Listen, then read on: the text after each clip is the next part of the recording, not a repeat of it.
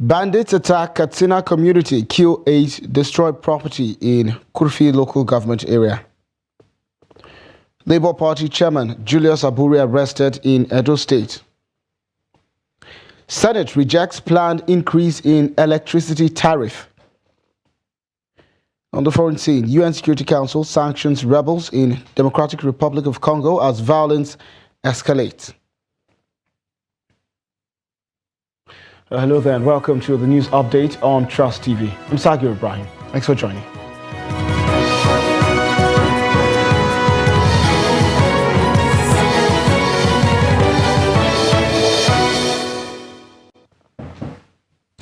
Now the news in full. At least 8 people have been killed after bandits attacked Lamba community in Kurfi local government area of Katsina State. The remains of the victims of the attack, which took place on Tuesday evening, have been laid to rest in accordance with Islamic customs. And despite the ongoing efforts by the state government to address the issue of insecurity within the state, this recent incident highlights the urgent need for further action and intervention. Trust TV's Jamil Mabai was present at the burial and reports that massive destruction was inflicted on properties in the affected areas. As at press time, the state government was yet to issue any official statement on the incident.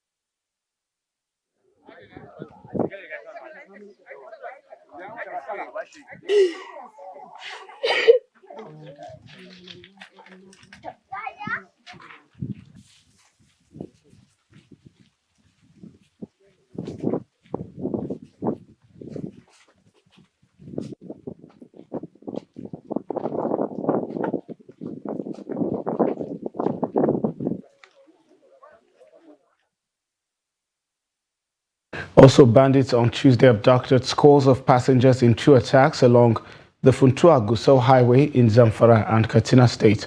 Reports say that also 26 passengers were abducted by the bandits in Ungwarboka village of Faskari local government area of Katsina State. The passengers who boarded 2 commercial vehicles were headed for Gusau, Zamfara State capital, from the Funtua axis when the unfortunate incident occurred. The second operation, according to a source, occurred at Gidan Kaji in Magazu village, Tafe local government area of Zamfara. According to the source, residents could not ascertain the number of passengers abducted at Gidan Kaji, but a Golf wagon car was found abandoned at the scene, which suggests that all the passengers on board were kidnapped. The police is yet to issue a statement on the incident. Meanwhile, stakeholders in the security sector have been brainstorming ways to curb money laundering, terrorism, financing, and counter the proliferation of weapons of mass destruction in Nigeria. Speaking to Trust TV's Neil Sampson in Abuja, some of the stakeholders say ending terror financing will require concerted efforts towards ending kidnapping for ransom, cattle rustling, extortion, protection levies, illegal money transmission to businesses and individuals, as well as drugs and human trafficking. Here's his report. The idea behind combating terrorism financing is to disrupt and prevent the incidence of terrorist activity. An additional reason for combating the financing of terrorism is that the use of the financial system by the criminals engaged in money laundering and terrorist financing may threaten the stability of the financial system and the economy at large. Hence, the need to adopt effective strategies as well as evolve ways of ensuring effective implementation of those strategies. Anti-money laundering, counter-financing of terrorism, counter-proliferation financing, all the stakeholders, all the relevant agencies who are involved in the fight against terrorism and terrorist financing and money laundering.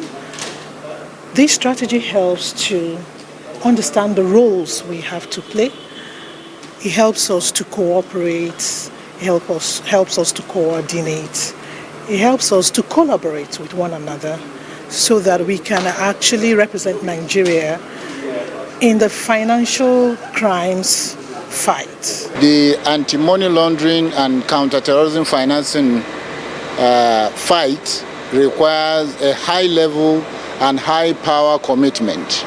The Interministerial Committee is the highest decision-making body responsible for formulating of policies and procedures, and also monitoring the implementation of various AMS CFT procedures put in place. Is an agreement on the way that all of government and all of its agencies in Nigeria can work together to make sure that we tighten the rope on the neck of those who think they can move illicit money, illegal money, criminal money, anyhow within our economy.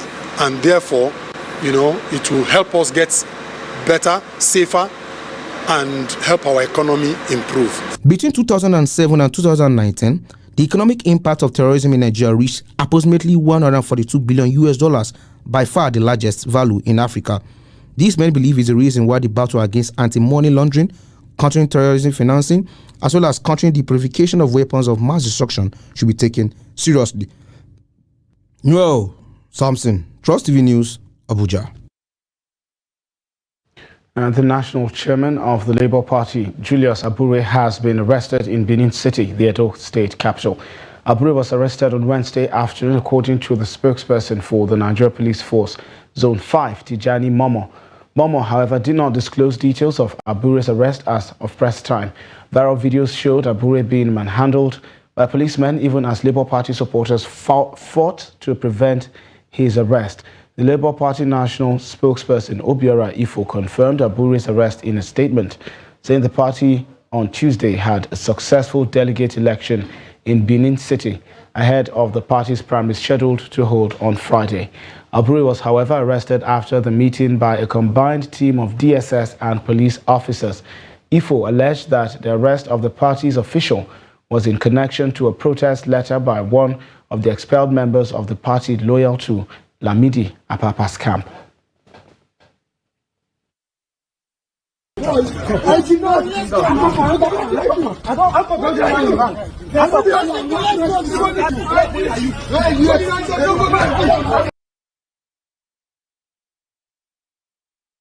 And similarly, the Department of State Services has urged the organized labor to shelve its planned protest against the prevailing economic situation in the country.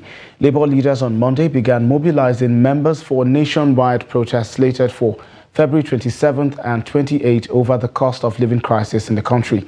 The protest, according to the labor leaders, followed the federal government's failure to fulfill its promises after the 14-day ultimatum. Reacting to the planned protest in a statement on Wednesday, the DSS, in a statement by its spokesman, Peter Afunanya, urged the union to shelve the plan in the interest of peace and public order. The Secret Service urged the union to pursue dialogue and negotiation rather than engage in conduct that could heighten tensions. And to stories around cost of living in Nigeria. Amidst the prevalent soaring prices in Nigeria, which has seen baking flour reaching 50,000 naira to 52,000 naira per bag, and sugar escalating to 85,000 naira per bag, Nigeria's famous Agege bread, popular in Lagos, has witnessed a significant rise in its prices. Presently, even the smallest loaf now sells for as high as 200 naira. Our Trust TV's Victoria Tokolo, who visited some bakeries in Agege, Lagos State, brings us some of the challenges confronting bakers producing this beloved Nigerian staple. Let's a report. Agege bread, a cherished Nigerian staple renowned for its soft, stretchy and chewy texture, dominates the bustling streets of Nigeria, particularly in Lagos State. However, amidst the rising inflation gripping the nation's food markets, this iconic bread is not immune to changes in both its price and quantity, with the cost of flour now ranging from 50,000 naira to 52,000 naira per bag, and yeast soaring to 2,200 naira per pack. At wholesale prices, the landscape of production is evolving. At some bakeries in Agege, where the aroma of this freshly baked bread wafts through the air, one encounters a challenging reality. Bakery owners are grappling with the scarcity of electricity, relying solely on generators to power their operations, among other challenges. And the price of flour now is 52,000 naira. As at day yesterday it was 50, now it's 52. It goes high every day. And before we're buying at the rate of 32, 35 downwards. You understand? But now it's too expensive that you can't even buy a bag. Agege bread holds a significant place in the lives of many Nigerians, particularly in urban centers such as Lagos State. It has become a vital source of income for numerous individuals and families, as it is hawked from street to street and house to house, serving as a daily staple for countless households. Retailers, hawkers, and consumers alike share their perspectives on the prevailing economic impact on this beloved bread. Not mistakenly, we buy this bread 15 naira, but now this bread is now 200 naira. There's another one that you see, it's not more, it's just bigger than this. It's 400 naira. One of the biggest breads has just moved from 1,600 to 1,800. That small one, they are selling that one 500 naira. We are selling it 600 naira. The others, they are selling it 600, 700. That goes for 200 and just moved to 250 at the retail level. At Mashallah Alaja in Agege, a hub for the procurement of ingredients essential for Nigeria's most beloved bread, flour sellers shed light on the escalating prices of these key components. That's way beyond. That's like almost three times the price now. So it's really not easy. Like sugar now, we buy sugar 85,000 naira now. It contains 11 plastic, sometimes 11 and a half plastic. So when we usually measure this thing, we got it at least now. We measure the back of plastic. At least we measure that at least 8,500 naira, sometimes 8,000. That's where we in now. Agege bread bakers, alongside retailers and consumers, are urging the federal government to consider reducing fuel prices, as the exorbitant cost of powering generators significantly contributes to the rising prices of bread in the state and in the country at large. Watching the news updates on Trust TV. The chairman of the House of Representatives Committee on Science Engineering, Inuwa Garba, has called on the federal government to investigate the privatization and concession of 22 out of its 33 silos across the country. The federal lawmaker, who had brought the motion before the House at plenary, titled "The Need to Investigate the Privatization and Concession of Federal Government Silos in Nigeria," thereafter briefed members of the House of Representatives Press Corps on the importance of the bill following the food crisis situation in the country. Garba urged the federal government to, as a matter of priority, consider subsidizing agriculture to revitalize the economy and improve food security in the country, stressing that Nigeria, with its population size, needs to have silos in all the states for food security. The federal government had in September 2017 commenced the process of concession of 22 out of its 33 silos complexes across the country to a private sector to ensure availability of affordable grains across the country. But today, none is functioning to meet the demand of citizens at this crucial time of hunger in the land. When you buy the produce, you produce other things for the consumption of in Nigeria. So it's not. I don't think it is a problem for government to take it as a priority because of time like this. By looking at your face, you are not happy. I don't need to ask anybody, you are not happy. And I know what is itching you. Yes, we're all Nigerians. Is any one of you here very happy? No. From president to down, nobody is happy. Why? We don't prioritize our plans and programs in government.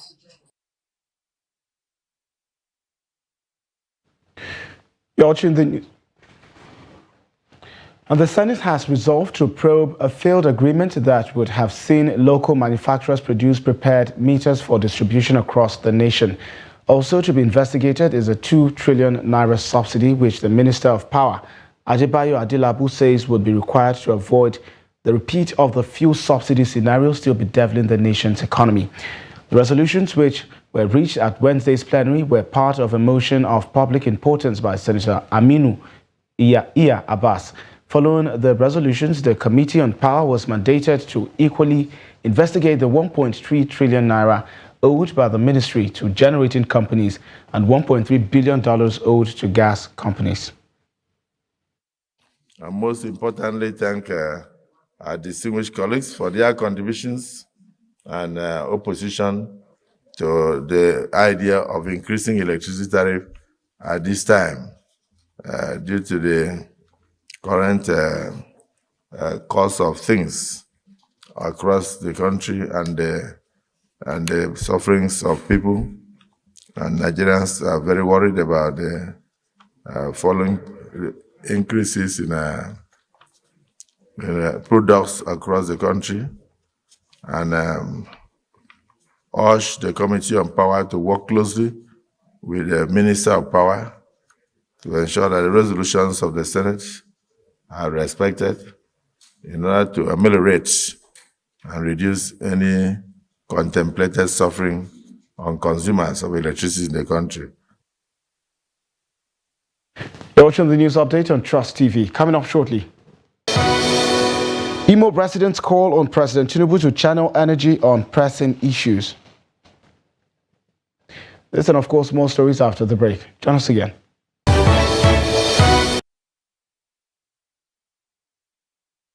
Thank you for staying with the news update on Trust TV. Now a recap of the top stories again.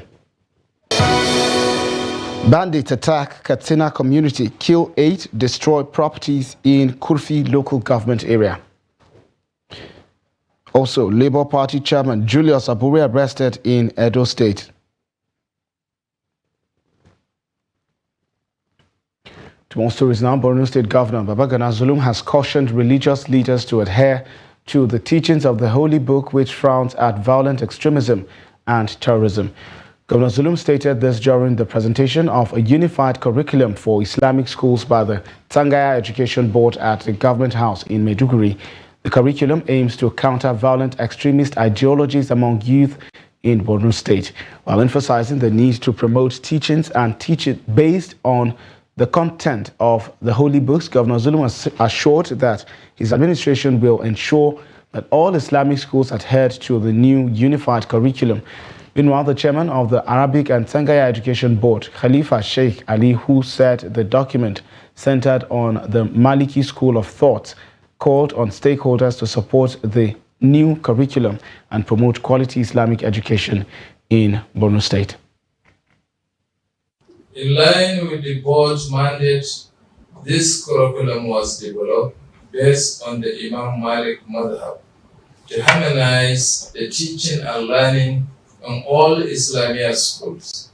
The curriculum contains subjects such as Arabic, Quran, Fiqh, Hadith, Sirah, and Tawhid. Today, as we celebrate the presentation of the Borno State Unified Curriculum, we also reflect on the journey that has led us to this moment. We are very much aware of what has been happening in Borno State. The so-called Boko Haram insurgency was started as a result of improper preaching. Furthermore, we are also witnessing another development in Borno State in recent days. Preaching by some scholars within the state is also a matter of great concern to all of us. And therefore, the government of Borno State will do everything possible to ensure that teaching and preaching by scholars is in compliance with the contents of our holy book. Residents of Owerri, the Imo State capital, have called on President Tinubu to channel more energies into resolving issues of insecurity and the economy, which they say will have greater impact on the lives of Nigerians. The call comes on the heels of the recent charge by President Tinubu that the national pledge be compulsory and recited at official public functions to help re-engineer the spirit of patriotism among Nigerians. Trust TV's Ajibade Praise tells us more on this report. Noble as the presidential directive on the national pledge is, many see it as a misplaced priority in the face of daunting economic and security challenges. For some of the residents, the nation has not been fair to them, as nothing seems to be on ground to motivate them into reciting the national pledge or driving them towards a more patriotic orientation. It's sung everywhere, wherever there's an event, even the church. Any big event where you have a presence of a government official, the national anthem and national pledges are always sung. But we just for singing sake, we don't do what the national pledge is, the words of that national pledge, or even national anthem says. If we do that, the country will be better. So the president, I think I want to advise the Mr. President that from today he should be doing living by the pledge. For others, the present-day hardship in the economy deserves more attention than reciting a national pledge that will do little or nothing to assuage the sufferings of the masses. The national pledge, what they're talking about now is to be faithful, honest, to abide and blah, blah, blah, the rest of them in the national pledge. I don't think that the judiciary and the rest of them, they are abiding on that. You understand? There are so many things in Nigeria which are not among the national pledge. They should look into the national pledge and abide to that thing because the citizens are suffering. You understand? The national pledge encourage everybody, even the poor masses, but now everybody is suffering. They believe that the only way the government can get the citizens to love and recite the national pledge is not by compulsion, but rather by implementing people-oriented policies that will usher in good governance. I think the priority should be that the president should make incentives. People need to be happy. I think in Nigeria, I think people are not happy now. If people are actually happy, they will find it on their own. They will recite the national pledge. The country is not treating us fine. We are experiencing severe hardship. Not everybody will want to sing the national anthem and the national pledge because some are of the opinion that the country is not offering anything good to them. Though it may not sound very appealing to Nigerians at the moment, but patriotism on the part of citizens is key when it comes to nation building, and the recitation of the national pledge and upholding its tenets as directed by President Bola Tinubu is one of the major ways to achieve such. Ajibade Praise, Trust TV News, Owerri. And in business, the federal government, through the Central Bank of Nigeria, has again raised the exchange rate for cargo clearance to 1,605 naira to a dollar. This is coming days after the rate rose to 1,515 naira to the dollar and later dropped to 1,472 naira. Between January and now, the rate has risen a couple of times. It was moved from 952 naira to a dollar in December to 1,356 naira to a dollar and was moved to 1,413 naira to a dollar before it went to 1,444 naira to the dollar. The new rate has already been reflected on the portal of the Nigeria Customs Service. And away from Nigeria, the United Nations Security Council has sanctioned the leaders of 6 armed groups fighting in the Democratic Republic of Congo amid escalating violence in the country's restive northeastern region. The United States Deputy Permanent Representative to the UN, Robert Wood, in a statement on Tuesday, chose that sanctions are responsible for numerous abuses. The committee imposed an arms embargo, travel ban and asset freeze on 2 leaders of the Allied Democratic Forces, 1 leader from the Twirwaneho Armed Group and 1 from the National Coalition of the People for the Sovereignty of Congo rebels. Also added to the UN list were the military spokesperson for the M23 Tutsi-led rebels and the leader with the Democratic Forces for the Liberation of Rwanda, founded by Hutusi, who fled Rwanda after taking part in the 1994 genocide of more than 800,000 Tutsis and moderate Hutus. And that wraps up the news update on Trust TV. Do well to follow us across all of our social platforms and join our live stream on YouTube for more news programs and documentaries. I'm Sakir Ibrahim. Thanks for watching.